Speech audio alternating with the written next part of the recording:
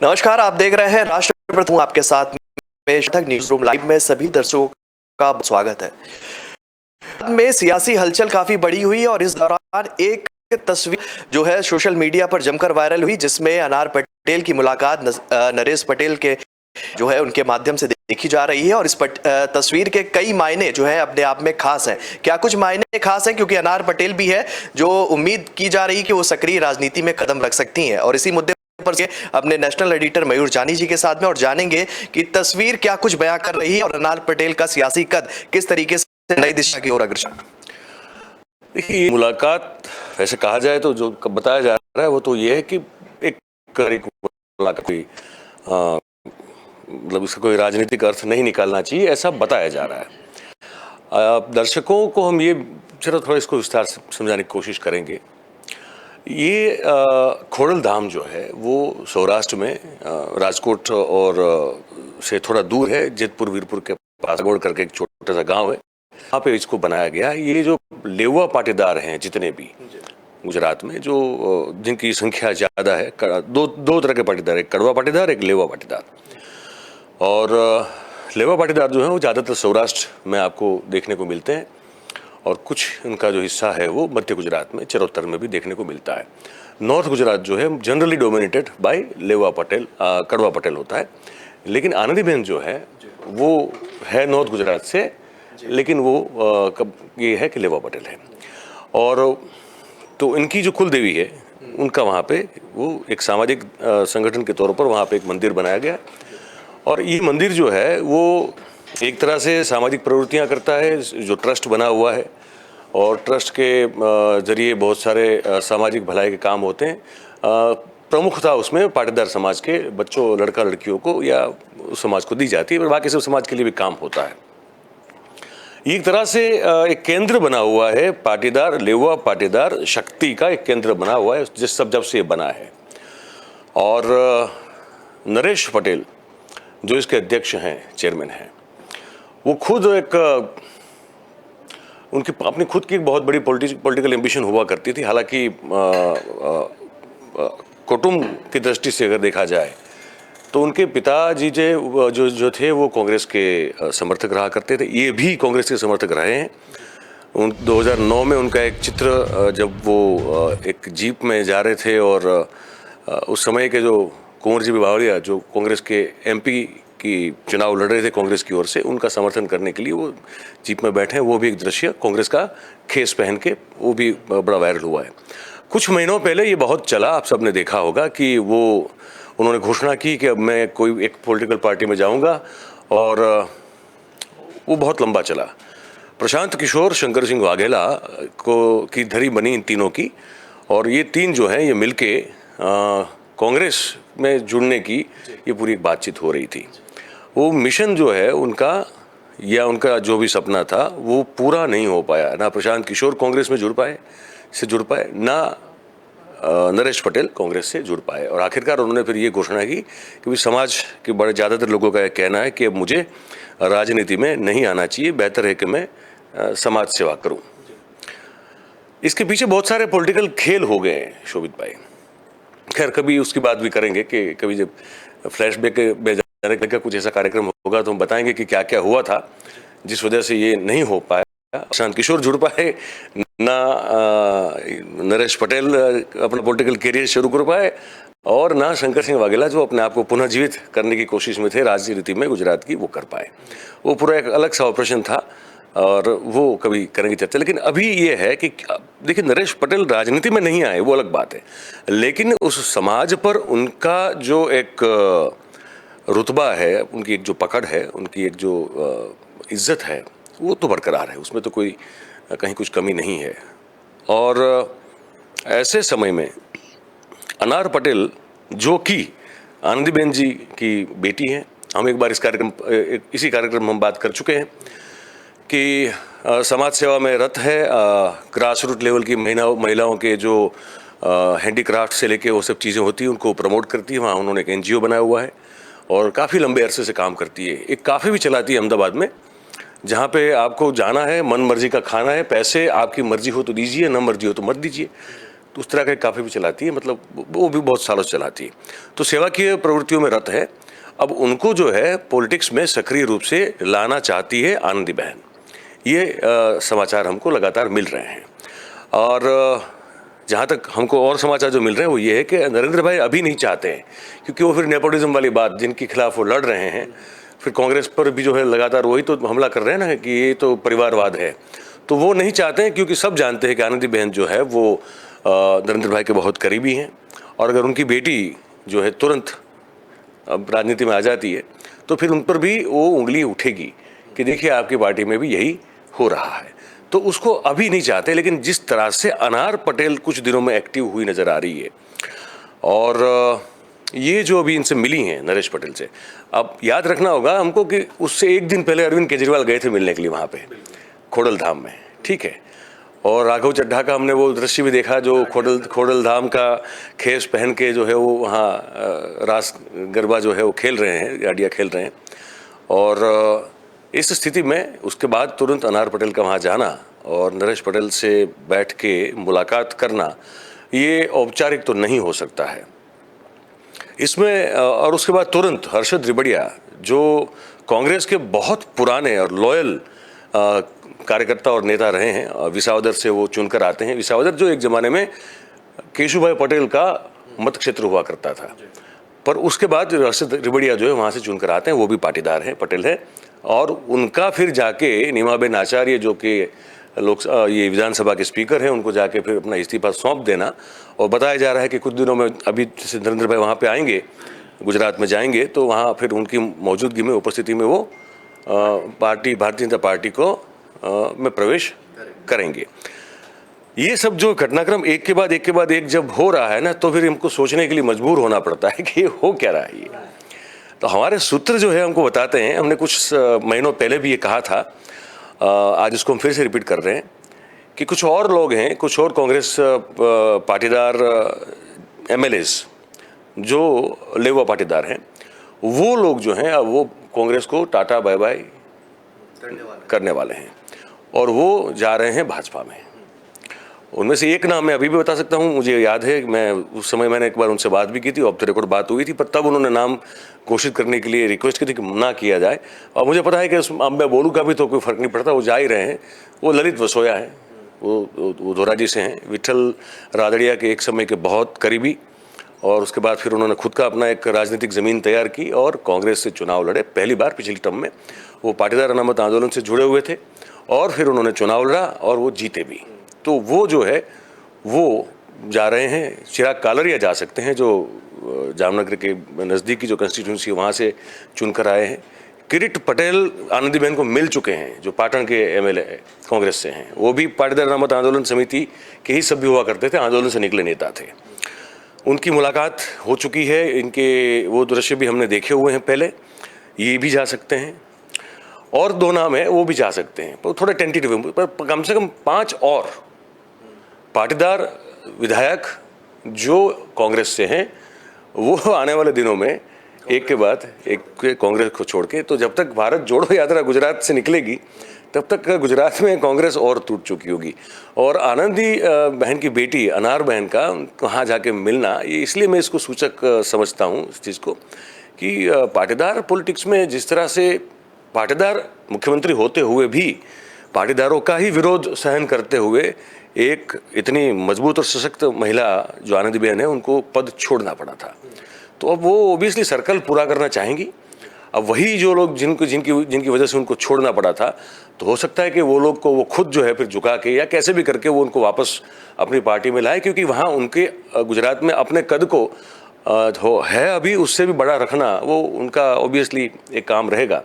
और अब क्योंकि वो सक्रिय राजनीति में नहीं रहेंगी, मतलब इलेक्ट्रल पॉलिटिक्स की जो बात करते हैं, चुनाव की बात करते हैं, वो अब नहीं रहेंगी, लेकिन अब वो चाहती हैं बिल्कुल कि जो उनकी बेटी है उस परंपरा को और उस लेगेसी है उसको उनकी बेटी जो है वो कंटिन्यू करे। तो उनकी बेटी को कंटिन्यू करना है तो फिर उनका पार्टी में समर्थन देने वाले लोगों की भी बहुत ज़रूरत होगी, जो अलग अलग गुजरात के क्षेत्र से अपनी प्रतिभा और अपनी ताकत रखते हो।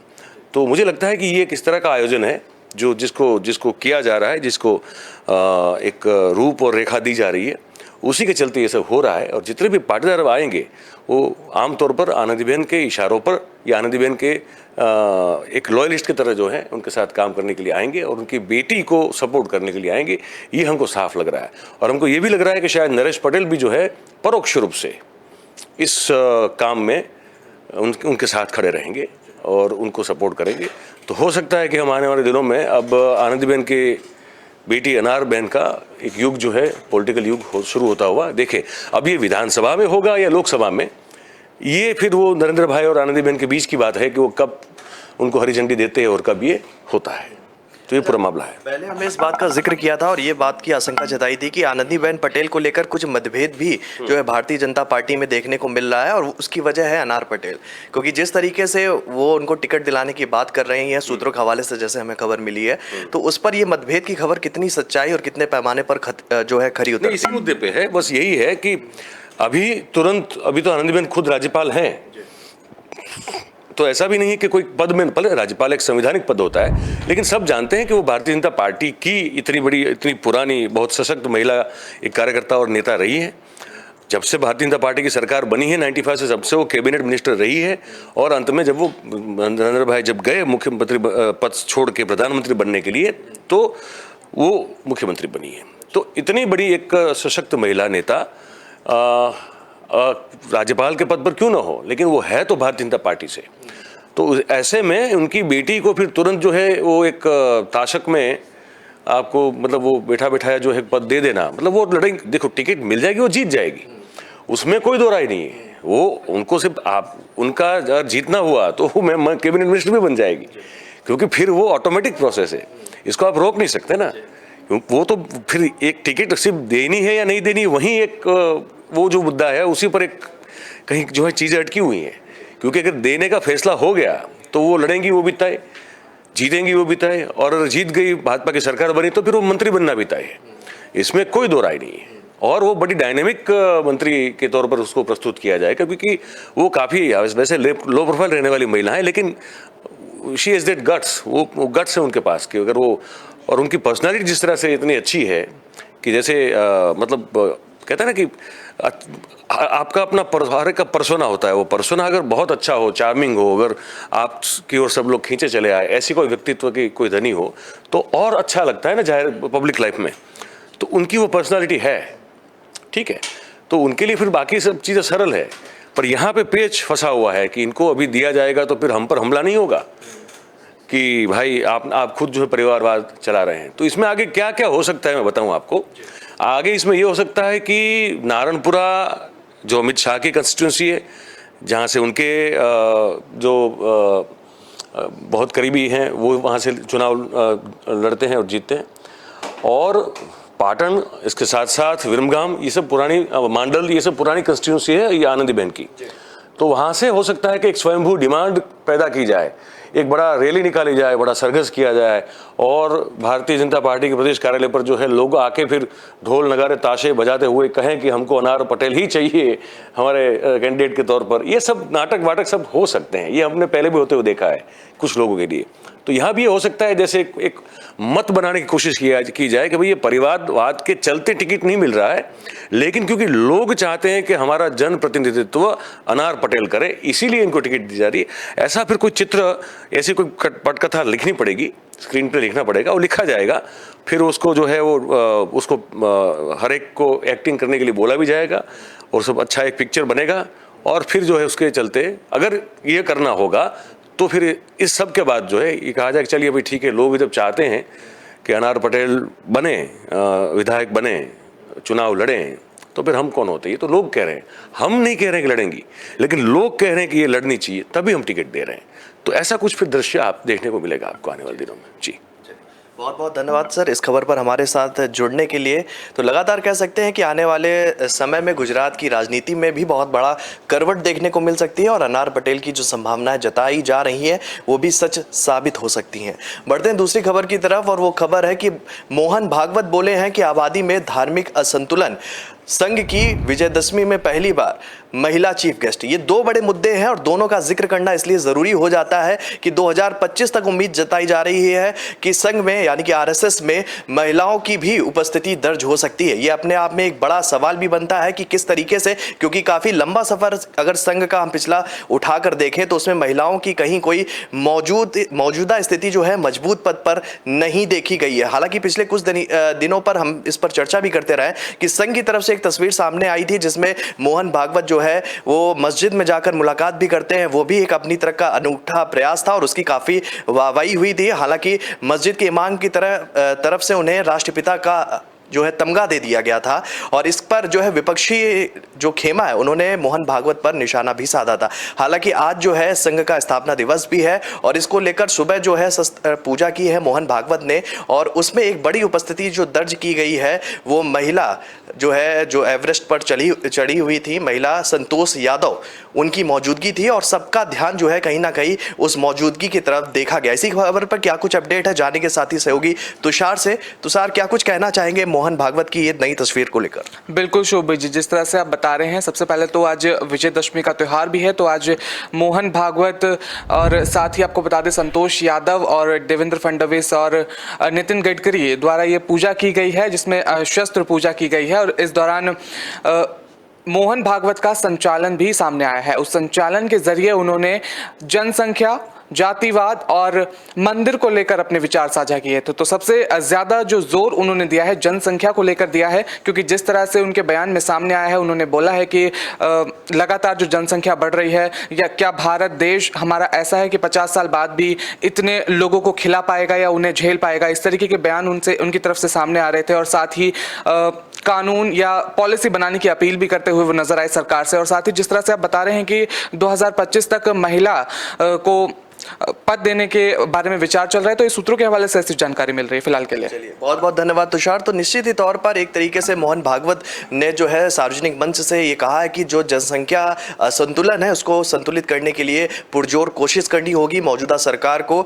और इसी मुद्दे पर जुड़ेंगे हमारे नेशनल एडिटर मयूर जानी जी से और जानेंगे कि संघ की जिस तरीके से तस्वीर बदलती हुई दिख रही है पिछले कुछ दिनों में, और महिलाओं की भी बात कही जा रही है कि महिला भी उपस्थिति दर्ज कराएंगी संघ के अब मंच पर, क्या कुछ इस तस्वीर के बारे में आप कहना चाहेंगे? देखिए, ये एक मतलब इस बात का वेलकम होना चाहिए, स्वागत होना चाहिए कि इतनी पुरानी संस्था जो 2025 में 100 साल पूरा करेंगी। कोई भी संस्था 100 साल की हो बहुत बड़ी बात होती है और कोई भी संस्था 100 साल तक तभी टिक सकती है जब कुछ दम तो हो उसमें, अदरवाइज टिकना बड़ा मुश्किल होता है। और वो भी उन हालातों में जबकि जो संस्था पैदा हुई 1925 में, तब से लेके 2014 तक, हाँ एक बार बनी 1998 में बात बीजेपी लेड गवर्नमेंट बनी थी, लेकिन वो एनडीए था, वो बीजेपी की बहुमत नहीं थी वहाँ पे। तो फिर भी आप समझ लीजिए कि 1925 से जो संस्था बनी हो, वो संस्था की विचारधारा को प्रमोट करने वाली सरकार 2014 में जाके बनती है। तो तब तक अपने आप को बचाए रखना, टिकाए रखना, अपना अस्तित्व सिर्फ ना टिका के रखना, लेकिन अपना ग्रोथ करते रहना, अपनी विचारधारा को फैलाते रहना, ये कोई छोटी बात नहीं है, ये बड़ी बात है। और इसके लिए संघ को जो है वो बिल्कुल आपको शाबाशी देनी पड़ेगी कि उन्होंने बहुत इस तरह से काम किया कि ना सिर्फ वो उनका ग्रोथ हुआ पर अब उस विचारधारा को प्रेजेंट करने वाली एक सरकार भी केंद्र में बनाने में कामयाब रहे हैं। तो पहली बात तो ये है संघ के लिए। अब दूसरी बात ये हो जाती है कि हमको ये समझना होगा कि जब महिला की बात होती है, महिला वैसे संघ के कुछ कार्यों में अलग अलग जो इनकी इकाई हैं, शाखाएं हैं, अलग अलग जो प्रकल्प हैं इनके, तो उन प्रकल्पों में संघ जो है वो बिल्कुल महिलाओं को स्थान देता है। पर जहाँ तक गणवेश धारण करके शाखा में जाना हो तो वहाँ पे उतना आपको वो देखने को नहीं मिलता है। पर अब जब मोहन भागवत ने कहा है कि महिला का भी जो है उसी तरह से समावेश उस विंग का होगा 1925 में, जब उनका शतक पूरा होने वाला है, 100 साल पूरा करेगी संस्था, तो मुझे लगता है कि ये बड़ा प्रोग्रेसिव एक ये सोच है और इसका स्वागत होना चाहिए।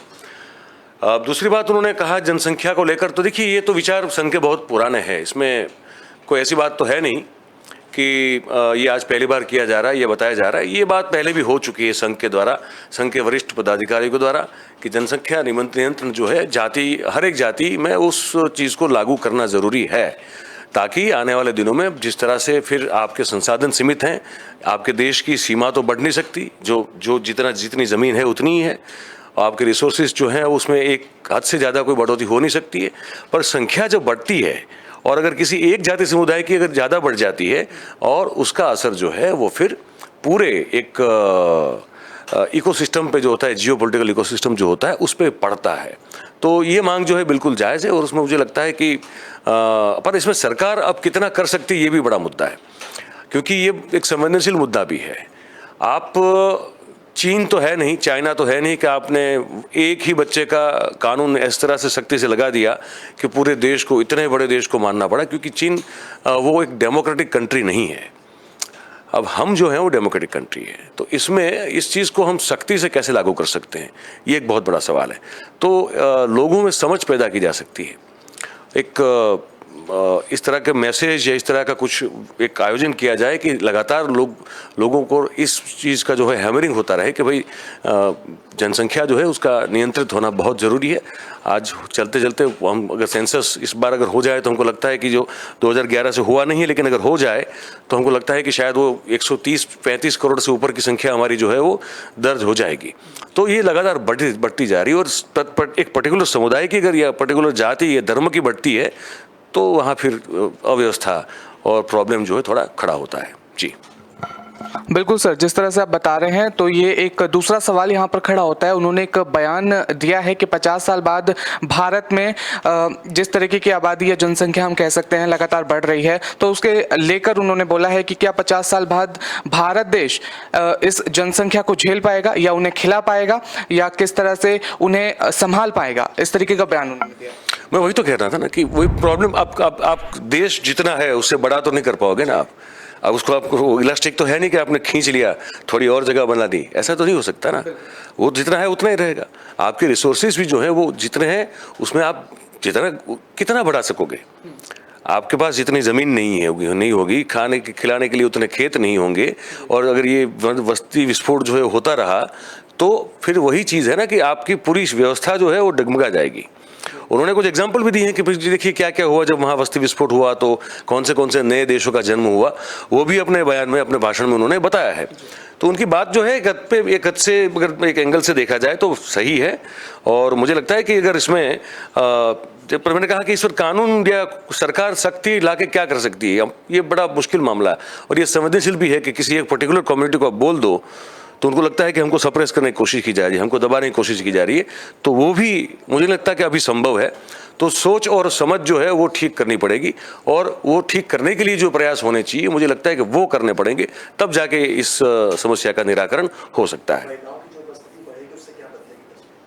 सर, दूसरा सवाल इसको लेकर ये सामने आ रहा है, जिस तरह से जो महिलाओं की उपस्थिति बढ़ेगी उससे किस तरीके की तस्वीर भविष्य में आप देख पा रहे हैं? ये मैं जिसका पहले भी कहा कि ये बड़ी प्रोग्रेसिव सोच है, अच्छी सोच है, और इस सोच में महिलाओं का भी एक हिस्सा बनाना, उनके लिए एक भागीदारी बनानी और उनको भी शामिल करना, और डे टू डे एक्टिविटीज़ जो संघ की है उसमें भी शामिल करना, और साथ में उनको जिम्मेदारियां देना, ये एक बड़ी प्रोग्रेसिव सोच है। मुझे लगता है थोड़ा पहले करना चाहिए था, अभी थोड़ा लेट कर रहे हैं, लेकिन फिर भी जो कर रहे हैं वो अच्छी बात है, क्योंकि हम सब जानते हैं कि जो हमारा संतुलन है पूरे विश्व का, वो पुरुष और महिला दोनों के सायुज्य से बना हुआ है।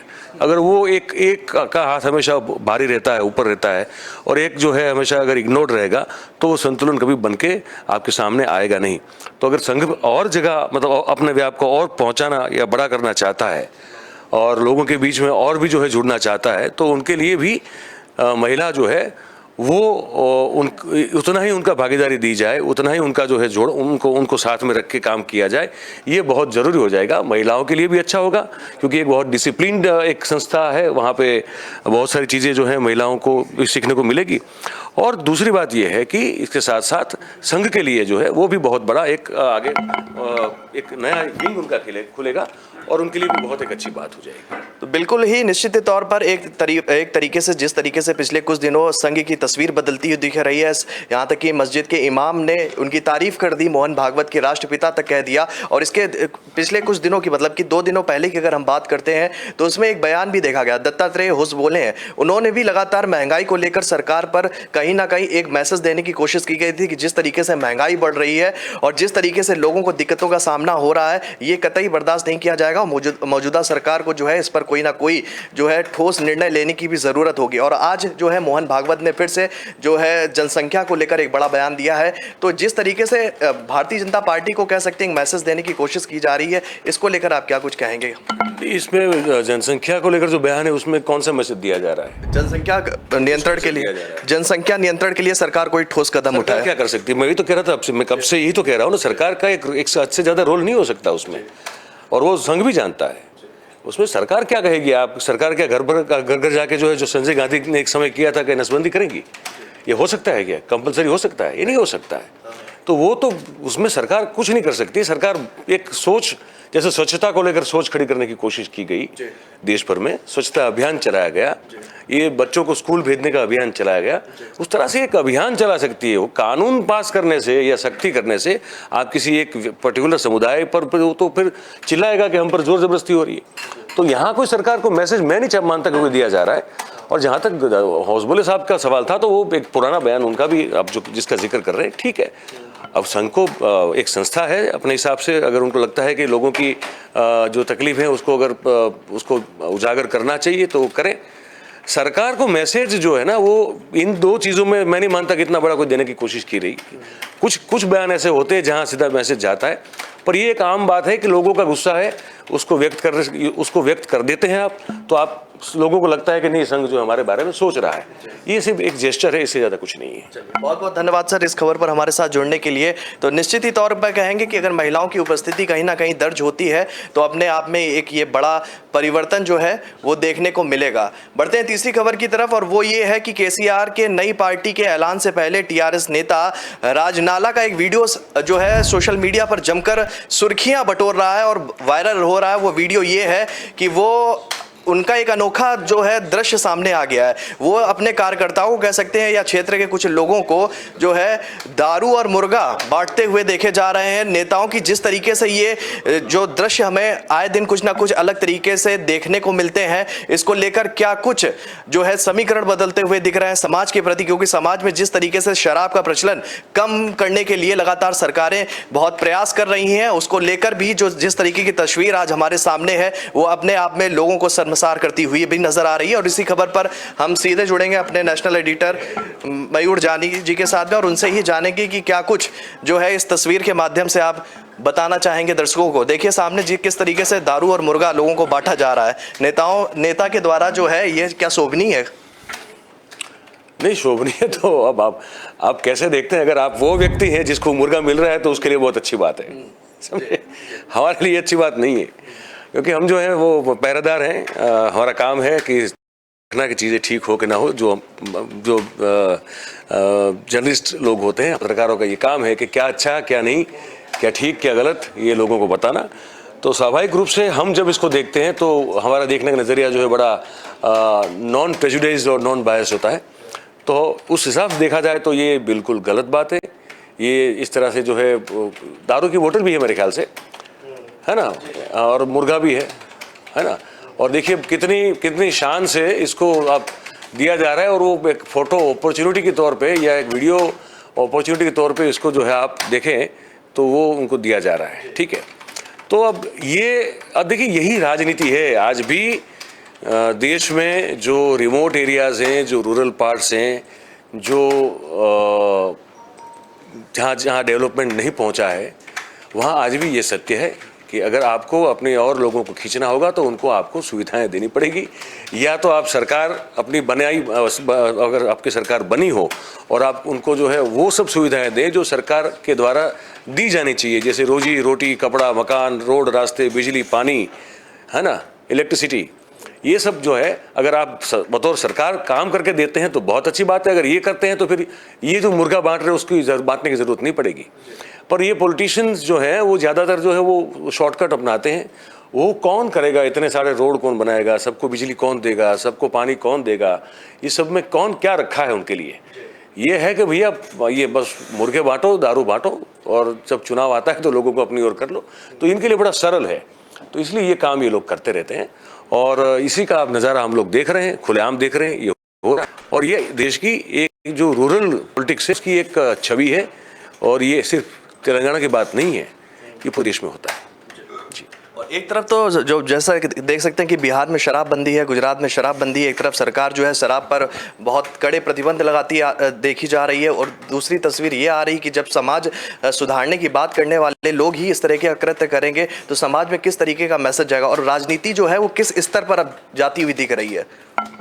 नहीं, यही तो बात है ना, मैं जो कह रहा था कि बस वही राजनीति, आप ये आज की राजनीति नहीं है, ये सालों से है, दशकों से हो रहा है। ये सवाल ये है कि ये बंद क्यों नहीं हो रहा है, मैं ये कहना चाहता हूँ।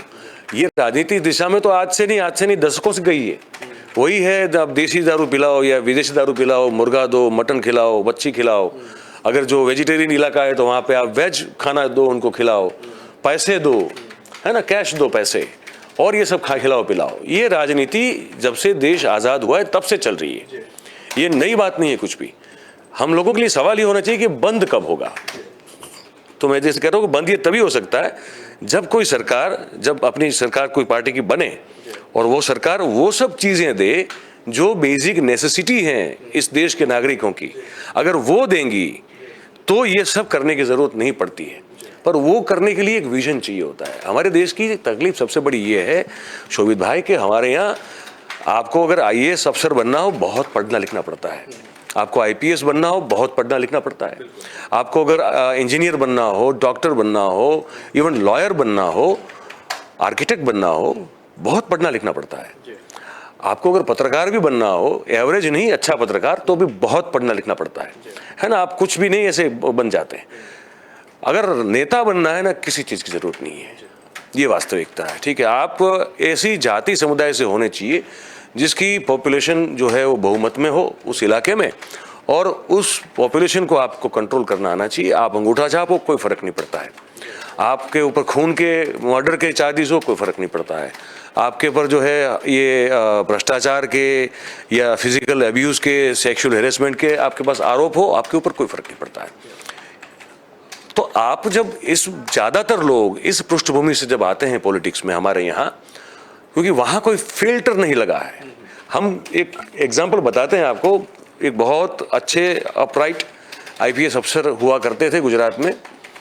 ये हम हमारे कॉलेज की बात करते हैं, जब मैं 1990 से 94 की बात कर रहा हूँ, तो उस समय वो राजकोट के ACP बन के आए थे, बड़े तेज़ तर्रार थे। मैं नाम नहीं लूँगा, उनका कारण है कि उनके लिए ठीक नहीं है। तो वहाँ उस समय एक पुलिस कमिश्नर हुआ करते थे PL जानी साहब, जहाँ तक मुझे याद है। और उस समय जो है राजकोट के सांसद हुआ करते थे शिवलाल वेकरिया, जो ब्लेवो पाटीदार समाज से आते थे। वो कुछ 8वीं 10वीं पास थे मेरे ख्याल से, उससे ज़्यादा शायद नहीं थे। और ये जो है कुछ ज़मीन का मामला था, और उसमें ये शिवलाल वेकरिया का दबाव था कि आपको पुलिस को कुछ हरकत करने के लिए कहा गया था। ये अफसर बहुत स्ट्रेट थे, बहुत अच्छे पढ़े लिखे थे। उन्होंने कमिश्नर की ऑफिस में उस सांसद को चाटा मार दिया। को तुरंत जो है सस्पेंड कर दिया गया।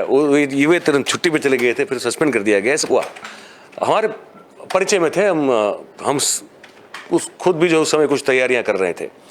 हमने जब मिले उनको जाके, तो उन्होंने कहा कि ये आदमी जो शायद 8वीं या 9वीं पास नहीं है कक्षा, है ना, पर क्योंकि उसकी जाति का प्रभुत्व है, वो बना हुआ है सांसद। मैं इतनी पढ़ाई करके, मैं विदेश से वापस आके, मुझे करनी थी देश की सेवा, इसलिए मैं आया, मेहनत की, पढ़ा लिखा, और मुझे इसको सैल्यूट करनी पड़ती है जो 10वीं कक्षा में पास नहीं, जिसके पास और कोई नॉलेज नहीं है, सिर्फ इसके एक ही नॉलेज है कि ज़मीन कैसे जो है हड़पी जाए, बस हड़पना कैसे है, वही चीज़ उसको आती है। और मैं उसको सलाम करूं और वो मुझे 2 गाली बोल दे तो मैं चुप रहूँगा? मैंने 2 चाटा मार दिया। तो मैं कहना ये चाहता हूँ कि राजनेता बनने के लिए हमारे यहाँ कोई क्वालिफिकेशन नहीं है। तो जब क्वालिफिकेशन नहीं होती है और जो और उसके बाद साथ साथ आपके पास विजन भी नहीं होता है। ऐसे ज़रूरी नहीं है कि हर अनपढ़ आदमी जो उसके पास विजन ना हो, लेकिन ज़्यादातर अनपढ़ व्यक्ति के साथ जो है देश चलाने का विजन नहीं होता है, ये वास्तविकता है। तो वहाँ पे फिर वो क्या सोचेगा? वो थोड़ी सोचेगा कि मैं रोड बनाऊँ, रास्ते बनाऊँ, लोगों के लिए बिजली पानी पहुँचाऊँ, है ना, रोजगार का कुछ मैं इंतज़ाम करूँ, देश में किसानों के लिए कुछ करूँ, ताकि उनकी समस्या जो है उनका हल निकल जाए। अगर मैं हल ला देता हूँ, निकाल कर देता हूँ, तो मुझे फिर ये मुर्गा खिलाने की, दारू पिलाने की, कैश देने की क्या ज़रूरत है? पर देखिए, राजनीति में ये सबसे बड़ा एक अहम रूल है, थंब रूल है, वो ये है कि वादे हमेशा बहुत बड़े करो और काम एक भी ना करो। अगर आपने आपकी कॉन्स्टिट्यूंसी का काम कर दिया तो फिर आपकी ज़रूरत क्या है? लोग फिर आपके पास आएंगे क्यों? इनकी ज़रूरत ये है कि ये लोगों से घिरे रहे, लोग जो हैं उनके दर पर आते रहें, उनसे फरियाद करते रहें और ये सबको आश्वासन देते रहें, तभी तो इनका जीवन चलता है। तो इस देश में तो कम से कम ये नहीं होने वाला है जब तक ये व्यवस्था में बदलाव ना हो कि राजनीति में अगर आपको प्रवेश करना है तो आपका मिनिमम क्वालिफिकेशन ये होना चाहिए। ये अगर नहीं करेंगे, कोई भी अनपढ़ गवार आके कर देगा तो फिर ये करेगा, ये बांटेगा, ये जो हम लोग देख रहे हैं, जो दृश्य देख रहे हैं, वही होगा फिर। एक इसी राजनीति से जुड़ा हुआ है, क्योंकि तेलंगाना का ये दृश्य, और तेलंगाना से ही बड़ी खबर ये आ रही है कि तेलंगाना के मुख्यमंत्री चंद्रशेखर राव जो है नई पार्टी का ऐलान कर सकते हैं और राष्ट्रीय पार्टी की तरफ जी जो राजनीति है उसमें वो भी कदम रखेंगे। उसको लेकर हो सकता है कि वो 1-2 दिन में दिल्ली दौरा भी कर सकते हैं। तो जिस तरीके से ये परिवर्तन देखा जा रहा है तेलंगाना में, इसके क्या कुछ मायने हो सकते हैं? क्योंकि जिस तरीके से नीतीश कुमार विपक्षी खेमा को एकजुट करने की बात कह चुके हैं और लगातार उसमें सीधी बात यह है कि तेलंगाना के जो मुख्यमंत्री उनका समर्थन उन्हें नहीं मिलता हुआ दिखा। हालांकि वो कुछ दिन पहले गए जरूर थे, लेकिन उन्होंने विपक्षी खेमे में जुड़ने की बात जो है औपचारिक मंच से नहीं की थी, और ऐसे में वो राजनीतिक पार्टी का नहीं गठन कर रहे हैं। आप केसी राव की बात? हाँ, केसी राव की वो बात। तो है मुख्यमंत्री है, लेकिन वो कह रहे हैं कि नई पार्टी का हम ऐलान कर रहे हैं। वो राष्ट्रीय राजनीति के परिप्रेक्ष्य में वो सोच सकते हैं कि वो कुछ ऐसा मतलब अपनी पार्टी को, कि वहाँ उनकी जो पार्टी हो तो तेलंगाना के मतलब TRS मतलब तो तेलंगाना के लेकर बनी हुई पार्टी है। वो राष्ट्रीय राजनीति में आना चाह रहे हो तो हो सकता है कि कोई नई पार्टी का ऐलान करे, पर मुझे लगता है कि ये बेवकूफ़ी होगी। यार है तेलंगाना से बाहर कुछ है नहीं, वो कोई मतलब बाजू में जो आंध्र है वहाँ भी उनका कोई खुद नहीं, जगन रेड्डी जो चलाता है वहाँ भी उनकी कोई पहचान नहीं है। वो तेलंगाना के अलावा उसके बाहर उनकी अपनी खुद की इतनी कोई बड़ी औकात या पहचान या हैसियत नहीं है, ये वास्तविकता है। अगर ये नहीं जानते हैं वो या नहीं समझते हैं तो मुझे बड़ा आश्चर्य होगा। प्रशांत किशोर के साथ संबंध उनके अच्छे हैं, हो सकता है कि प्रशांत किशोर जो है वो कहीं सोच के पीछे हो, लेकिन अगर मुझे लगता है कि ये जो अगर करने जाएंगे तो ये बेवकूफ़ी होगी, इससे उनको भी ज़्यादा फायदा नहीं होने वाला है। वो अपना घर भी खो बैठेंगे और वहाँ कुछ होने वाला नहीं है। तो इससे बेटर है कि वो जो अब ये हमारी सोच है, हम जिस तरह से पॉलिटिक्स को देखते हैं, पर वो ओबियसली चुने हुए नेता हैं, उनकी भी कुछ सोच रही होगी।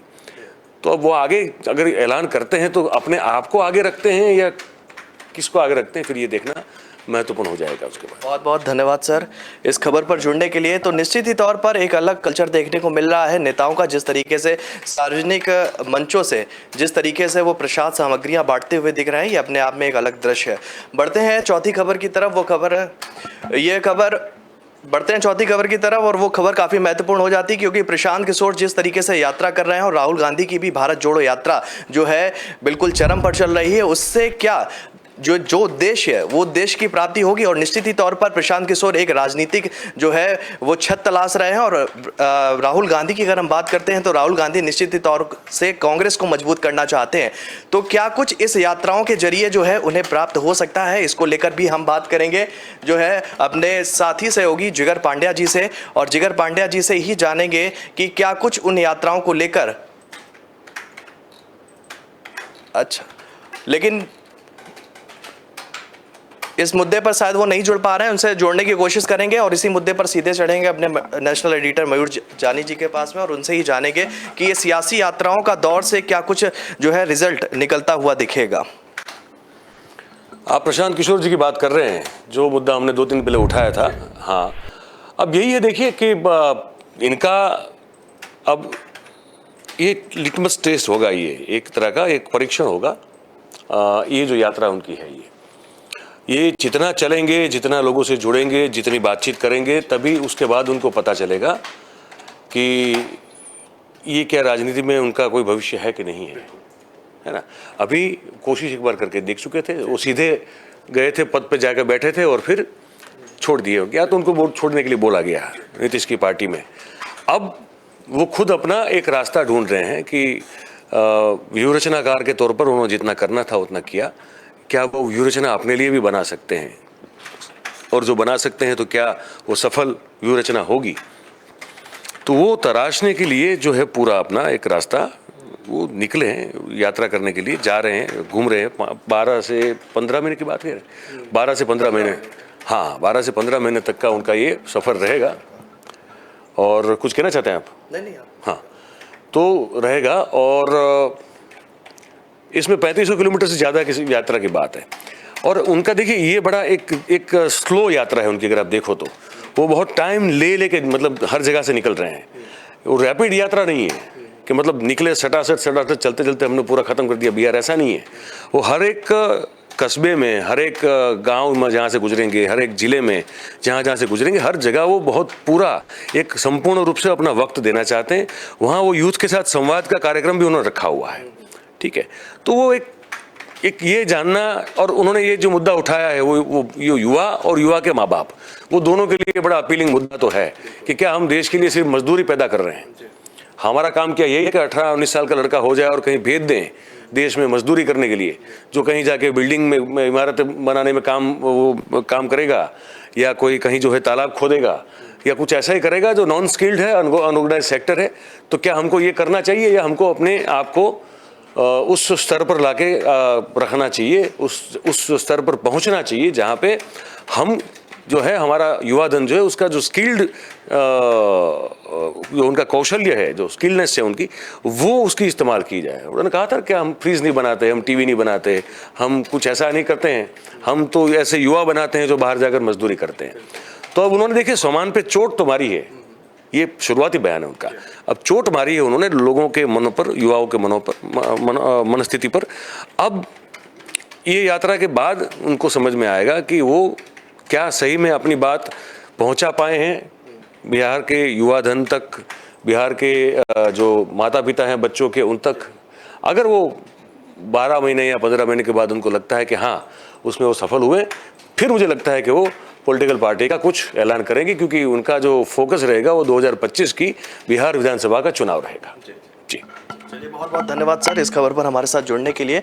तो निश्चित ही तौर पर यात्राओं का दौर, चाहे वो प्रशांत किशोर की यात्रा हो, चाहे वो राहुल गांधी की भारत जोड़ो यात्रा हो, चाहे वो अभी कुछ दिन पहले अखिलेश यादव का पैदल मार्च हो, तो यात्राओं से क्या कुछ उन्हें जिस हिसाब से वो चल रही है, जिसकी वो प्राप्ति की अनुभूति करते हैं, क्या उनको वो सारी चीज़ें मिल पाएंगी, ये भी देखने वाली बात होगी। बढ़ते हैं अपने तीसरी खबर की तरफ और इसका रुख करेंगे सीधे जिगर पांड्या जी के साथ में, हमारे वरिष्ठ सहयोगी। उनसे ही जानेंगे कि केसीआर की नई पार्टी के ऐलान से पहले जिस तरीके का दृश्य, जैसे अभी हमारे नेशनल एडिटर मयूर जानी जी ने बात की कि नेताओं का जो स्तर है वो किस तरीके से बदलता हुआ दिख रहा है। बदलने की बात एक अलग है, किस तरीके से गिरता हुआ दिख रहा है, इस पर ही बात करना ज्यादा जरूरी हो जाता है, क्योंकि जिस तरीके से तेलंगाना की एक तस्वीर जो है जमकर वायरल हो रही है और सुर्खियां बटोर रही है, इस तस्वीर को लेकर आप क्या कुछ कहेंगे? आपकी व्यक्तिगत राय इस तस्वीर को लेकर क्या है?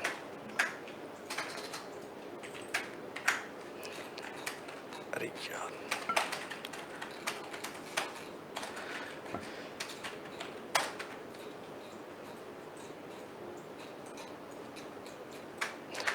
देखिए एक बात और निकल के आ रही है कि जिस तरीके से बात हम कर रहे थे कि चुनाव रेवड़ियों के बारे में, हालांकि इसको लेकर भी हम राष्ट्र संवाद कार्यक्रम के माध्यम से कई बार जिक्र करते आए हुए हैं, और न्यूज़ रूम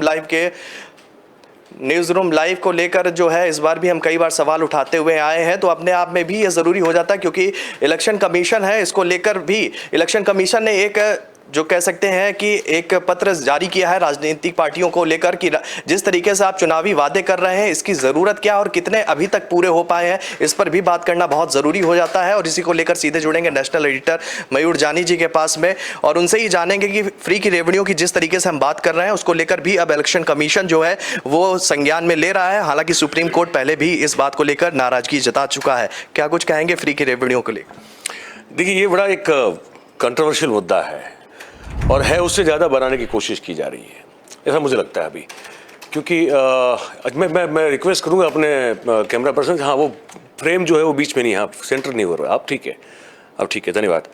तो ये अब चुनावी वादे, मैनिफेस्टो, संकल्प पत्र जो भी कहें आप, वो एक जब पॉलिटिकल पार्टी जब अपने वोटर्स को चुनाव से पहले बताती है तो वो एक उनका अधिकार है कि भाई हम अगर चुनाव में जीत कर आए, आपने जिता दिया हमको, तो हम आपके लिए ये सब करेंगे।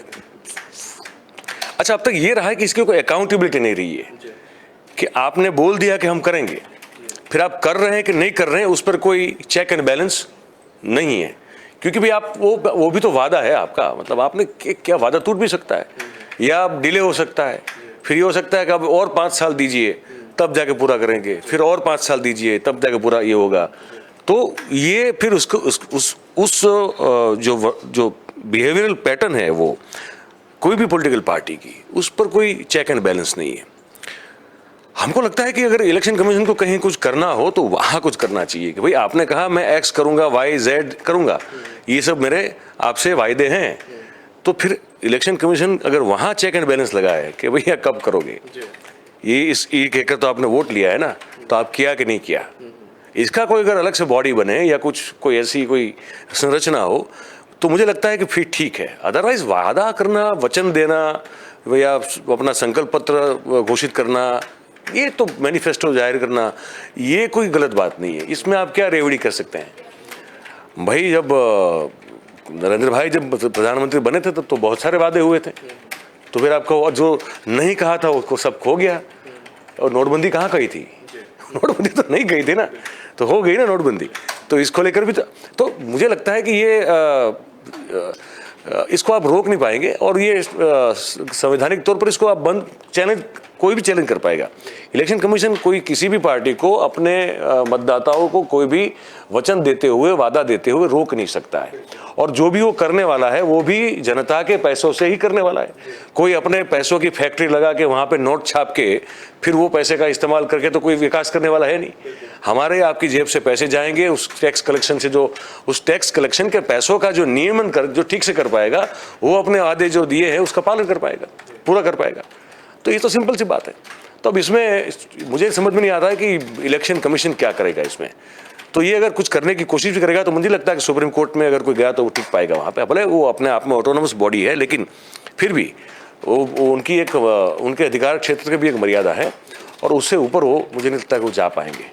तो ये एक विवाद खड़ा होगा जरूर, लेकिन मुझे लगता है इसको रोक नहीं पाएंगे वो। जी चलिए, बहुत बहुत धन्यवाद सर इस खबर पर हमारे साथ जुड़ने के लिए। तो निश्चित ही तौर पर केंद्रीय निर्वाचन आयोग ने देश भर में चुनाव से पहले फ्री योजनाओं को लेकर किए जाने वाले वादों पर सभी राजनीतिक दलों को चिट्ठी लिखी है। आयोग ने रेवड़ी कल्चर पर सख्ती दिखाते हुए चुनावी वादों की वजह से वित्तीय व्यवहार्यता के बारे में मतदाताओं को प्रामाणिक जानकारी देते हुए भी कहा है कि निर्वाचन आयोग ने आगे कहा कि वह चुनावी वादों की पूरी जानकारी न देने और उसके वित्तीय स्थिरता पर पड़ने वाले अवांछनीय प्रभाव की अनदेखी नहीं कर सकते। इसी मुद्दे पर सीधे जुड़ेंगे जिगर पांड्या जी को और उनसे ही जानेंगे कि उनकी क्या राय है इस बारे में। जी शोभित, ये चिंता तो इसी पर तो लगाई हुई है और चिंता कोर्ट ने भी बताई, लेकिन भारतीय स्टेट बैंक एसबीआई ने भी सरकारों द्वारा लाई जा रही मुफ्त योजनाओं पर चिंता जताई है।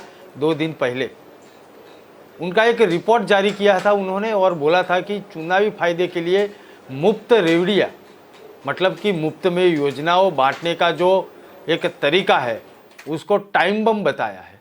और सुप्रीम कोर्ट की ये जो मुफ्त उपहार का विश्लेषण करने वाली समिति है उसमें राज्य सरकार द्वारा लागू की जाने वाली समिति जो राज्य सरकारों पर लागू की जा रही है उसमें कल्याणकारी योजनाओं पर राज्य के घरेलू उत्पादन, मतलब कि जीडीपी का कुल मतलब जो संग्रह है, कर संग्रह, उसकी 1% सीमा तय करने का भी आग्रह एसबीआई ने और कोर्ट ने कहा है। और इसका जो भारतीय स्टेट बैंक समूह जो है उसका मुख्य आर्थिक सलाहकार जो है डॉक्टर सौम्य क्रांति घोष, उन्होंने ये बात रखी है। अब एसबीआई जो हमारे देश की सर्वोच्च एक बैंक पूरी सिस्टम है, बैंकिंग सिस्टम है, वो चिंता कर रहा है, सुप्रीम कोर्ट चिंता कर रहा है, तो ये राजकीय पार्टी इसके बारे में क्यों नहीं सोचती और कोर्ट में जाके बोलती है कि हम ये दे रहे हैं तो XYZ पार्टी का इसमें कुछ मतलब कि एक षड्यंत्र है, वो भी पार्टी देती है। सभी राजकीय पार्टी मुफ्त में देने का वादा सालों से करती आ रही है और आगे वाले दिनों भी करेगी। लेकिन कितने जो वादे हैं वो सफल होते हैं नहीं होते हैं वो तो चुनाव के बाद 5 साल में जनता अच्छी तरीके से समझती है। एक छोटा सा मैं एक उदाहरण लूँगा कि फ्री में बिजली, आप तो वहीं पे बैठे हैं दिल्ली में है, तो फ्री में बिजली केजरीवाल सरकार ने शुरुआत में दी थी, शुरुआत के 5 साल में दी, उसके बाद भी दी। लेकिन इसी महीने में केजरीवाल ने ऐसा बोला कि भाई कुछ वर्ग ऐसा है कि अब वो बोल रहा है कि हम पे करेंगे तो उसके लिए एक फॉर्म भरना पड़ेगा, जिसको फ्री बिजली चाहिए उसको फॉर्म भरना पड़ेगा। तो ये बात क्या 8 साल के बाद समझ में आई है? राजस्व जो है उसके ऊपर धक्का जो है बैंक कह रही है, सुप्रीम कोर्ट कह रही है, या कोई भी आर्थिक सलाहकार बोल रहे हैं आजकल, उनकी बात सही है कि फ्री में देना चाहिए, उसकी ना नहीं है। लेकिन फ्री में कौन सा बंद करना चाहिए? केजरीवाल साहब ही बोल रहे थे, एक चुनावी गुजरात में आए थे तब फ्री बिजली की एक बात कही थी उन्होंने कि हम भी यहाँ पे भी फ्री बिजली देंगे। तब एक सत्य बात अरविंद केजरीवाल ने कही थी, वो शायद उन्हीं से स्टार्ट करनी पड़ेगी, तभी ये सभी राजकीय पक्ष जो है वो इस बात पे सोचेंगे। और वो बात है फ्री की बिजली की। सभी विधायक हो, एमएलए हो या एमपी हो, उनको रहने के लिए फ्री दिया जाता है बंगला। उनको रहने के लिए जो दिया गया है बंगला, उसमें जो बिजली है वो फ्री यूज़ कर रहे हैं। और 200-300 यूनिट नहीं, केजरीवाल साहब की बात से मगर हम विश्वास करें तो 4000 यूनिट तक की बात है। उसकी भी एक उन्होंने बात रखी थी गुजरात में। 10 या 12 दिन हुए जो रिक्शा वालों का जो एक सम्मेलन यहाँ पे हुआ था, उसमें ये बात बोली थी उन्होंने कि फ्री अगर एमएलए लेते हैं, एमपी लेते हैं, जनता के नेता लेते हैं, तो उसका हक जनता को भी मिलना चाहिए। अब वो बात उनके ऊपर भी लागू होती है ना। उन्होंने बिल भरे नहीं भरे वो बात की बात है, वो आरटीआई कोई करेगा और सच सामने आएगा। लेकिन दिल्ली में जितने एमएलए हैं, जितने सदस्य हैं, या गुजरात में विपक्ष के सदस्य हैं, या पूरे देश के संसद में बैठे हुए जितने भी एमपी है, उनकी सबकी बिजली फ्री हो गई है क्या? तो वो करनी चाहिए। चिंता वो है, जनता को आप 200-300 फ्री यूनिट बिजली दो ना दो, जनता तो वैसे भी पिसा रही है, महंगाई है, अलग अलग टैक्स भर रही है। लेकिन जो 500 से ज़्यादा संसद में बैठे हैं, उन लोगों की बिजली फ्री जो है उनमें से हटा दिया है क्या? नहीं हटाया है। एमएलए का हटा दिया गया है क्या? सभी राज्यों की बात करेंगे, सभी पक्ष पार्टियों की बात करेंगे। किसी एक पक्ष ने ये हिम्मत दिखाई है कि किसी भी नेता के घर में फ्री बिजली नहीं जाएगी, सरकारी खर्च पे आपको गाड़ी नहीं मिलेगी, ऐसी बात हुई है क्या? तो वहीं पे कंट्रोल करना है, नहीं कि ये सब चुनावी वादे में अगर अरविंद केजरीवाल 300 यूनिट फ्री बिजली दे देते हैं एक उदाहरण तौर पे, तो क्या दिक्कत है? आप भी तो 4000 यूनिट ले रहे हो ना। तो कटौती वहीं पे करनी है और उसके बाद देखना कितनी आर्थिक फायदा राज्य सरकार हो या केंद्र सरकार हो उसको होता है। जी शोभित, बहुत बहुत धन्यवाद इस खबर पर हमारे साथ जुड़ने के लिए जिगर पांड्या जी। तो निश्चित ही तौर पर फ्री की रेवड़ी का जो हम जिक्र कर रहे थे उसको लेकर इलेक्शन कमीशन ने संज्ञान लिया है। अब देखने वाली बात ये होगी कि राजनीतिक दल जो है वो अपनी इस चीज़ों पर, मतलब कि फ्री की रेवड़ियों को लेकर किस तरीके से अपनी जो है प्रतिक्रिया व्यक्त करते हैं और इलेक्शन कमीशन को क्या जवाब भेजते हैं। तो आज हमने बात की दिन की 4 बड़ी खबरों के बारे में, जिस पर आज हमारी नज़र लगातार बनी रहेगी। फिलहाल न्यूज़ रूम लाइव में आज के लिए इतना ही। कल हम फिर हाजिर होंगे 12 से 1 बजे के बीच में दिन की 4 बड़ी खबरों के साथ। दर्शकों को बताना चाहेंगे कि अगर वो देश और दुनिया से जुड़ी खबरों को विस्तार से जानना चाहते हैं तो वो हमारी वेबसाइट www.kalamkartavya.com पर जाकर खबरों को देख सकते हैं। तो फिलहाल मुझे दीजिए इजाज़त, तब तक के लिए नमस्कार।